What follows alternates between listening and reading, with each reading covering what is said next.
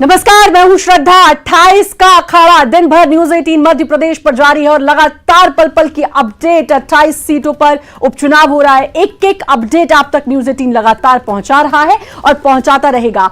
मेरे सहयोगी पुनीत मिश्रा हमारे साथ न्यूज रूम से जुड़ेंगे, तमाम जानकारी वो भी देंगे। लेकिन उससे पहले बड़ी खबर, विधानसभा की 28 सीटों पर मतदान जारी।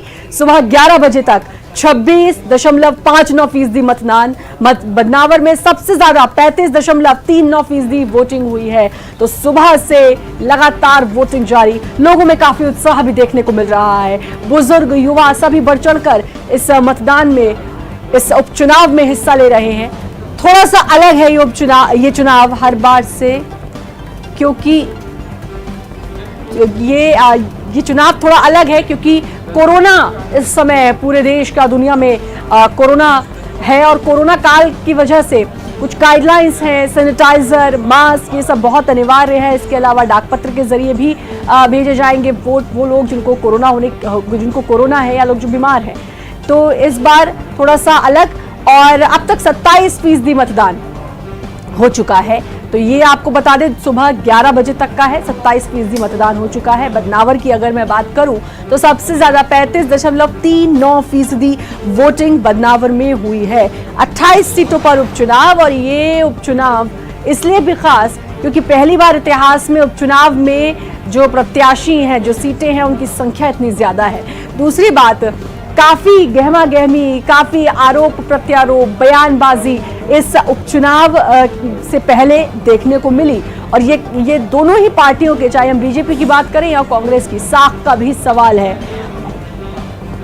और आगर और बदनावर की अगर हम बात करें तो सबसे ज्यादा वोटिंग अब तक, वोटिंग परसेंटेज वहां की देखने को मिली है। लेकिन कुल मिलाकर अगर बात करें तो 28 सीटों पर मतदान जारी है, जिसमें सुबह 11 बजे तक की आपको बता रहे हैं 27%। बदनावर और आगर में सबसे ज्यादा वोटिंग हुई है। विधानसभा की 28 सीटों पर यह उपचुनाव। और आपको बता दें कि मार्च में ज्योतिरादित्य सिंधिया बीजेपी में शामिल हुए और उसके बाद उनके साथ 25 विधायक भी बीजेपी में शामिल हुए। उसके बाद से ही ये उपचुनाव की संख्या 25 के बाद फिर बढ़कर 28 तक पहुंच गई। और उसके बाद 28 सीटों पर आज उपचुनाव, और आज जो ये वोटिंग है ये तय करेगी। और 10 तारीख को जब नतीजे आएंगे तो पता चलेगा कि आखिर प्रदेश की जनता क्या चाहती है, प्रदेश की जनता के मन में क्या था। ये सब के लिए 10 नवंबर तक का भी इंतजार करना है। लेकिन उससे पहले काफी कुछ देखने को मिला इस उपचुनाव से पहले। अगर हम बात करें फीसदी, आपको वोटिंग परसेंटेज भी बता रहे हैं हम साथ साथ। 27%, 11 बजे तक का हम आपको बता रहे हैं 27%। और बदनावर और आगर की बात करें तो 50% से ज्यादा वोटिंग वहां हो चुकी है। अब तक कुल मिलाकर प्रदेश में 27%, और आगर और बदनावर में सबसे ज्यादा 50% वोटिंग अब तक हुई है।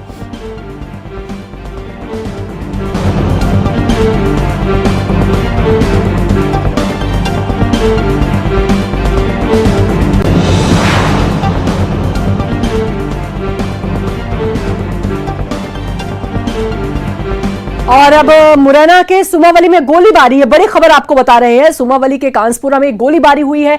4 लोगों को इस पूरे मामले में गिरफ्तार किया गया है। पुलिस ने हथियार भी बरामद किए हैं। तो चुनाव है, उपचुनाव है, और उसमें अब गोलीबारी भी हुई है। आपको बता दें, ये गोलीबारी हुई है मुरैना के सुमावली में। वहां पे कांसपुरा एक जगह है जहां पर गोलीबारी हुई। इस पूरे मामले में 4 लोगों को गिरफ्तार भी किया गया, हथियार भी पुलिस ने बरामद किए हैं। तो इस तरह हिंसा की खबर भी आ रही है। उपचुनाव है, लेकिन चुनाव में अक्सर इस तरीके की खबरें भी आती हैं। और ये खबर आज मुरैना से आई है, जहां मुरैना के सुमावली में गोलीबारी हुई है।